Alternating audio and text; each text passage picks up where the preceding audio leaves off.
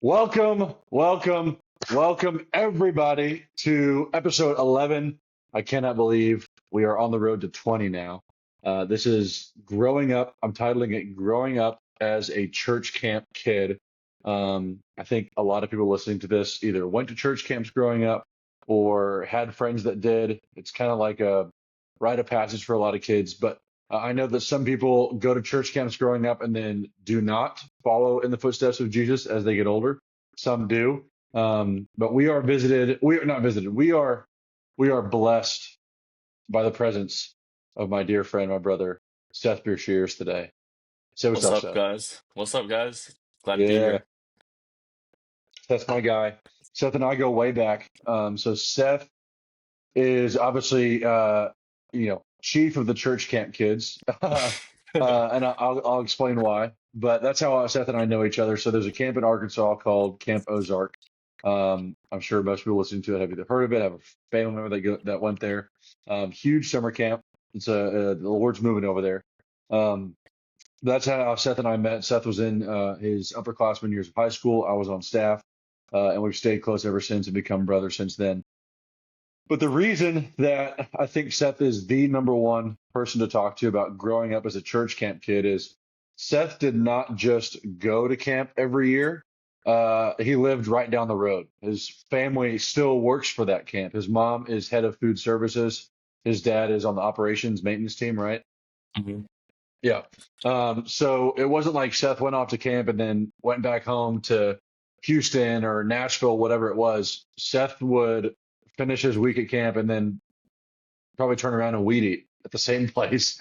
Pretty much. That was his life. So I think there's nobody better to talk to than Seth. Growing up as a church camp kid, being surrounded by so many college kids every single summer.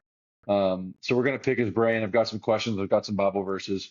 But anything you want to say off rip, Seth? No, yeah. All I've known is camp, and luckily camp has brought Caleb in my life, and Mhm. here we are sitting here now. Talking about it. Yeah. Yeah. Okay. So tell everybody quick background, where you're from, and how many years Camp Ozark has been in your life. Yeah. So, from Mount Ida, Arkansas, born and raised, literally where Camp Ozark is, live 15 Yeah. minutes from site.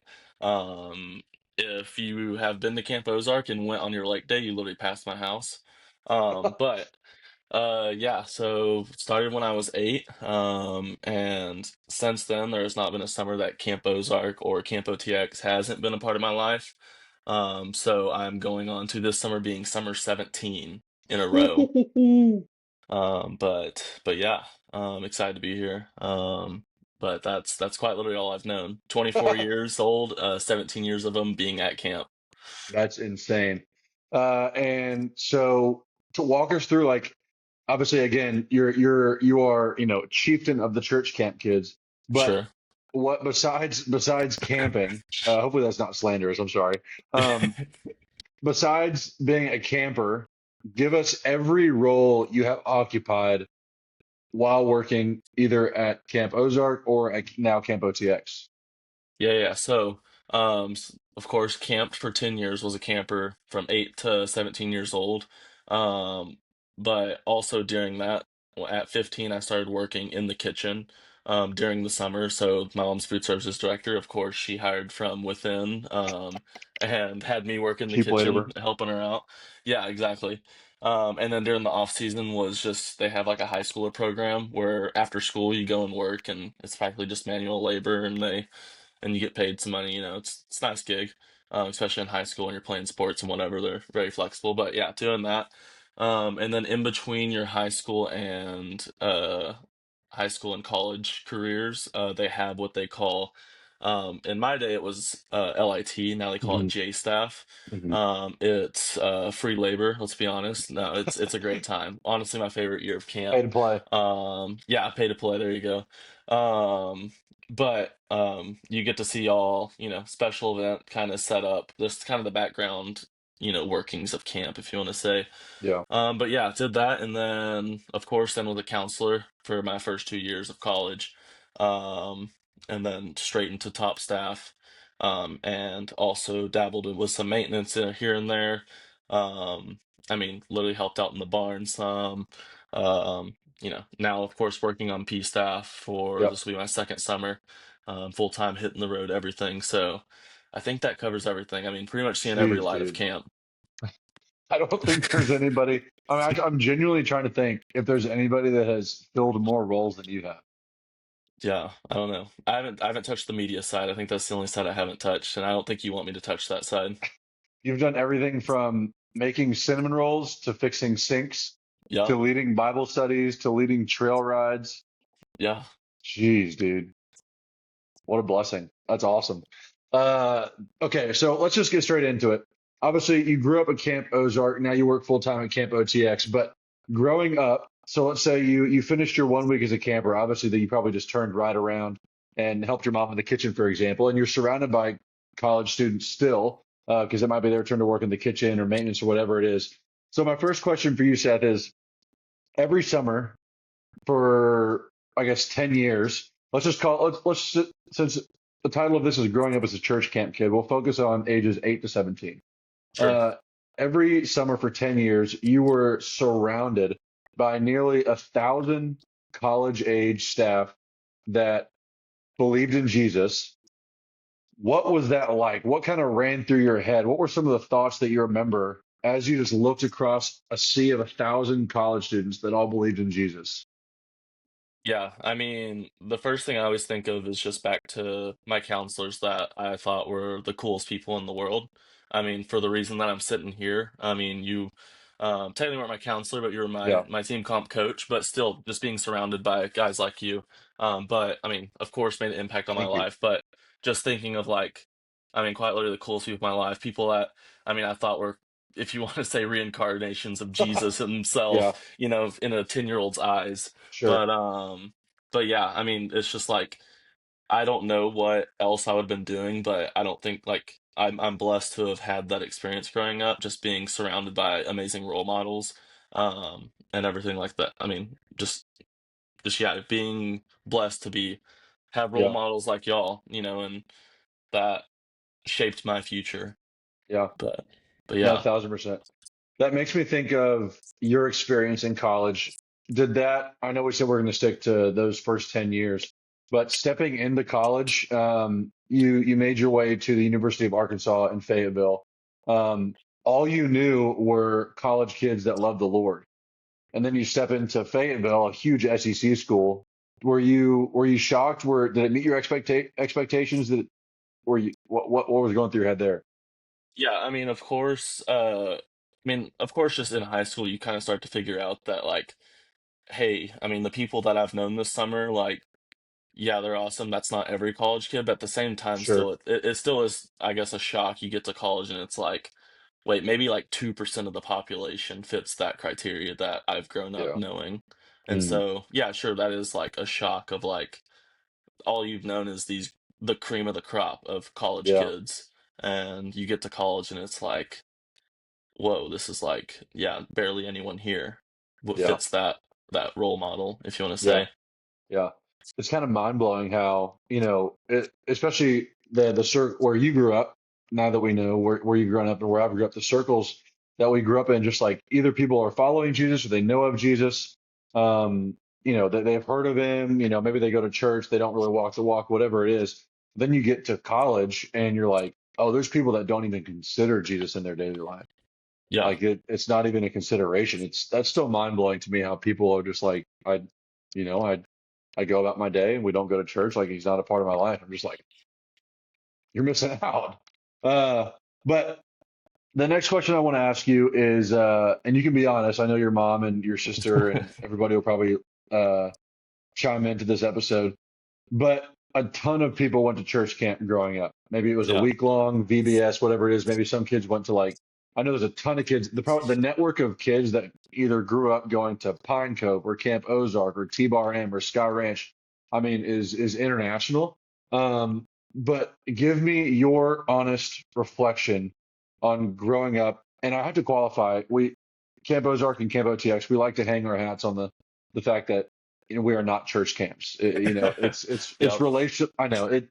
I used it, sue me for a good title, but we prided ourselves on being it's relational ministry. It's getting to know the Mm, kids for who they are, where they're at.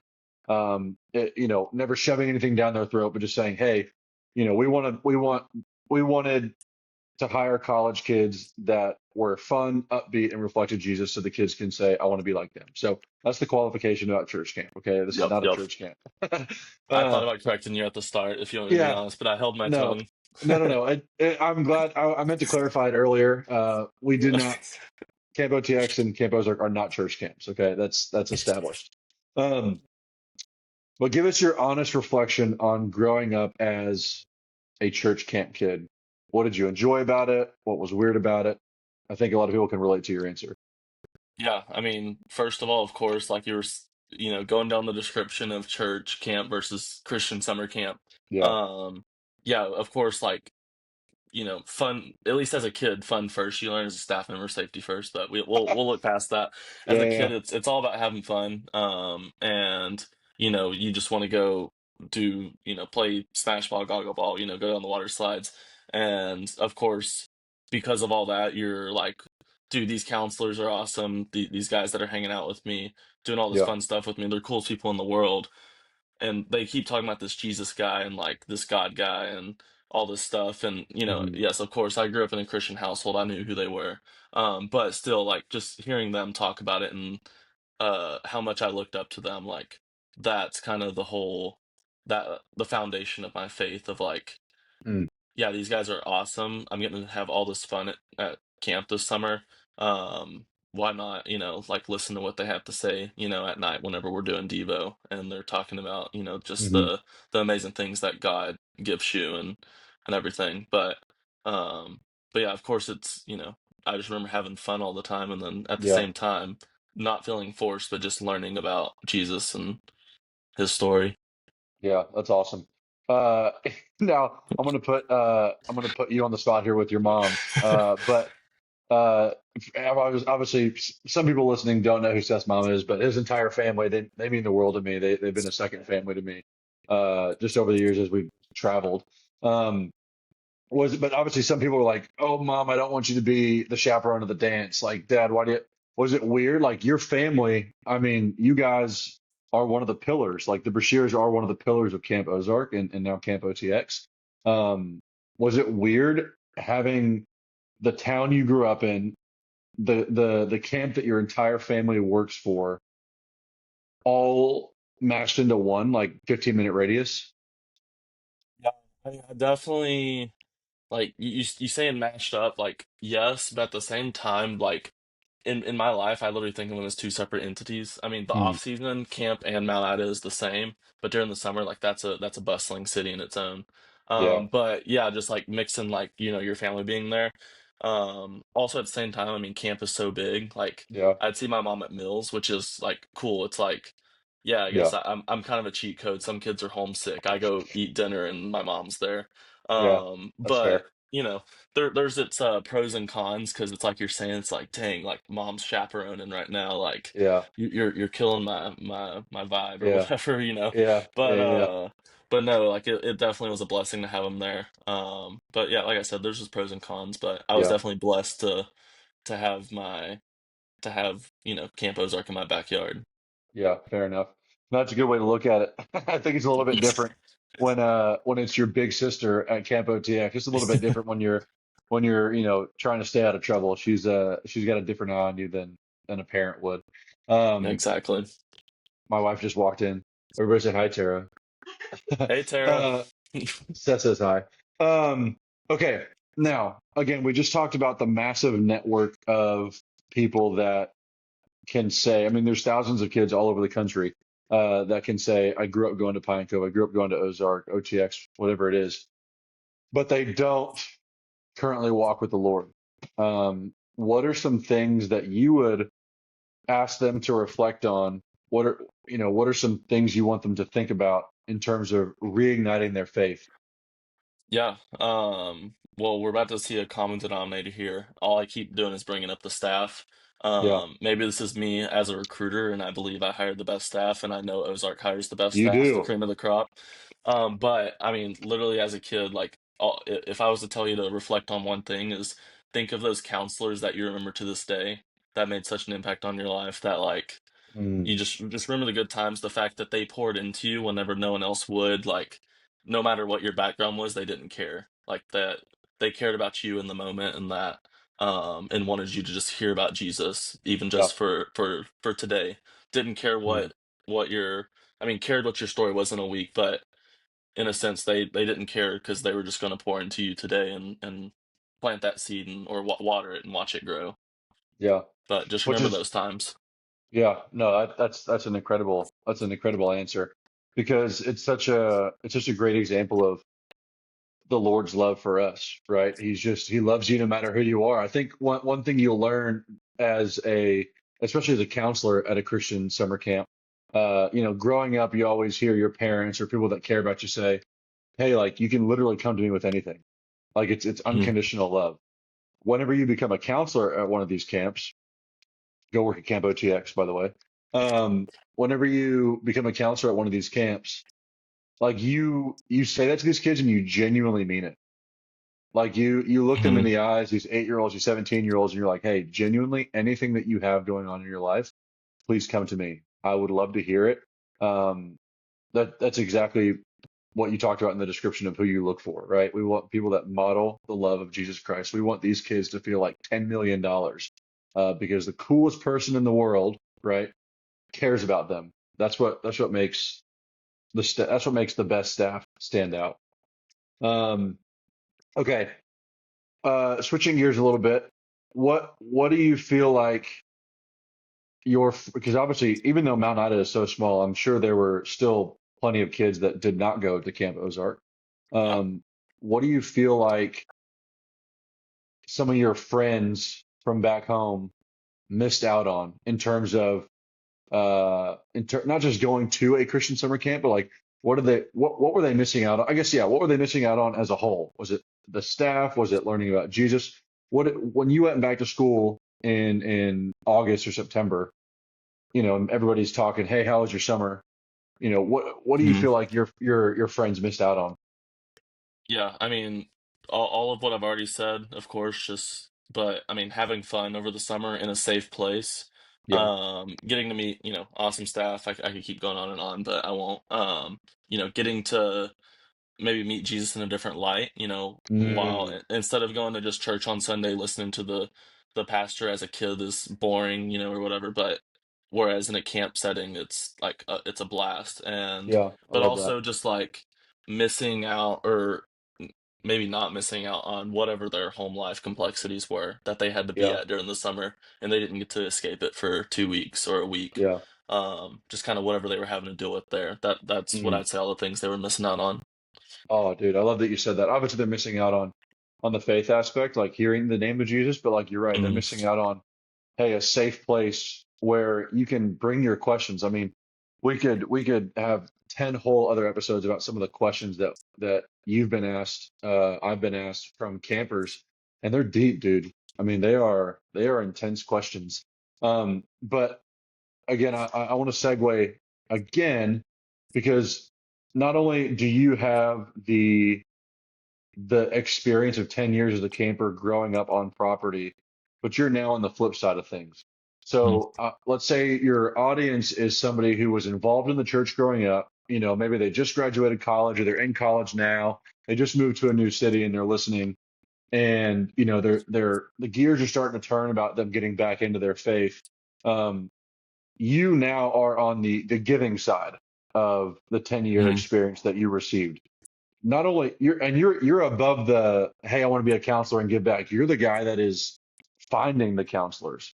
Mhm. So for somebody that was a part of the church growing up, really enjoyed it, maybe they've gone on their own way a little bit the past couple of years, but they're trying to get back into it.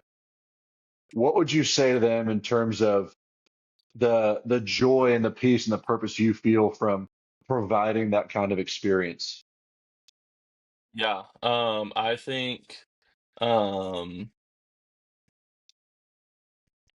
I think one of the like highlights of my job is, and Mikhail can attest to this, is of course, we're finding those college age students that are models of Jesus. and we're just waiting for the time when they come to camp during the summer. And Hmm. whenever it kind of all comes together, the big picture, and it just like it creates this community Yeah. of all these like-minded people all there for the same reason. And and I would just say like, at camp it's just a whole like it highlights it way better than it does maybe in the church. Like I don't know, Hmm. maybe that's mixed opinions, but I think that's just what you're missing out is the community aspect. And Hmm. that's something that like we get to see every summer of all these like-minded people that are there for you no matter your situation. And just like they're there for the kids. And I think you're just, maybe missing that of like you're not in the word, you're not going to church, you're missing that community that Yeah. is forgiving and just loving. Yeah. No, that's awesome. You nailed that because what one thing you learn working at camp and one thing you learn by uh one thing we don't expect to be true is that you're gonna learn so much and you're gonna feel so much peace by giving, right? We Mhm. think that, this was the pitch I always gave was like, hey, if you're trying to learn more about Jesus, you're trying to be more like him. What better way to do that than to give, right? Obviously, yes, you need to be a part of Bible studies, you need to be going to church, but you also have to be serving somewhere. So the reason I posed that question to you was because I want people listening to say, hey, okay, let me go get involved. Let me maybe lead like high schoolers in my college town, or maybe let me join my welcome team at the church. If you're looking, I'm now speaking to the people listening. If you are looking to expedite, fast track, accelerate your relationship with Jesus, start serving Mhm. somewhere ASAP right now. You will learn so much by teaching or by giving because that's what Jesus did, right? Love is an action verb. It requires an active response from you. So yeah, I'm glad you said that because that's what it made me think of. Um, there's a Bible verse, Proverbs 22, verse 6. It says, "Start children off on the way they should go, and even when they are old, they will not turn from it." Walk me through how you see that Bible verse come to fruition. Because it sounds like that Bible verse worked in your life. It sounds like your parents, put that into action and you're still following it. I'm kind of putting you on the spot here because I didn't pose this question to you, but what does this Bible verse make you think of when you're reflecting on the context of summer camp? Yeah, can you read it one more time for me? Yeah. Just let me hear it one Yeah. more time. Yeah, yeah. Start children off on the way they should go, and even when they are old, they will not turn from it. Yeah, I think so. Actually, I made an announcement at it was at Trinity. I Come think on. it was through Crew. Yeah, McCaleb's alma mater. I think it was Let's through go. Crew. And we gave our announcement. One of these college kids, a bunch of them, college athletes, to come, serve at camp during the summer. And at the end of it, the leader, the guy, was like, the reason I wanted, Camp OTX to make this announcement is because I believe um, there's like studies show that by the age of like I don't know if it was like 20 or something like that, people are closed-minded, and that the most like Mm, uh the age group that is most like you can mesh into whatever is that younger age, that yeah, camp age. And I think that's kind of what that Bible verse is telling you, is that like this younger generation can be molded into whatever path they see fit at that time, but once they yeah, hit a certain age, they're stuck on that path. And so yeah, whether it's they come to camp and learn about Jesus or they get into the wrong crowd, it's hard to break it once they're older. And I think that's kind of almost with that Bible verse. That's how I understand it. yeah. No, I've never heard that perspective on that Bible verse before, but I love it. I've got one more Bible verse I want you to interpret for us. It's Matthew 19, verses 13 through 14. It says, then people brought little children to Jesus for him to place hands on them and pray for them. But the disciples rebuked him. Jesus said, "Let the little children come to me, and do not hinder them, for the kingdom of heaven belongs to such as these." For people listening that did go to church camps growing up, or maybe you have a friend or a cousin that went to church camps growing up, I just want you to like put a smile on people's faces real quick. You talked about how cool the staff were, but what Jesus is talking about is having childlike faith, right? Kids are just like you just said, they're easy. They're easy to teach. They're easy to mold. And so kids, what Jesus is basically saying, you tell a kid, "Hey, Jesus loves you, choose him." They're gonna be like, "Okay," right? Hmm. Childlike faith. So put a smile on people's faces in terms of you being a young kid, 8, 9, 10, 11 years old, and just having childlike faith. Camp is so fun. Jesus has been presented to you in such a fun way. Give us like a really feel good story that people can think about and just remember. Yeah. You put me on the spot here. Sorry.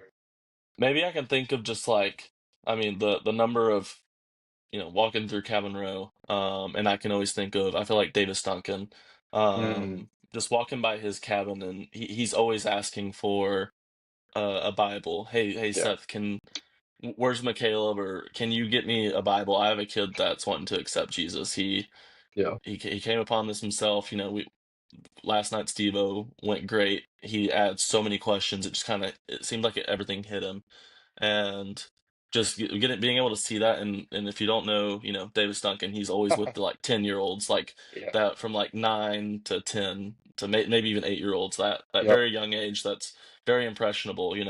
And hmm, Davis is the perfect guy to listen to. He's perfect for that age, but the kids love him. yeah, He's so energetic and also very knowledgeable, and just very, very Christ-like, very strong in his yeah, faith. Um and so it's always awesome.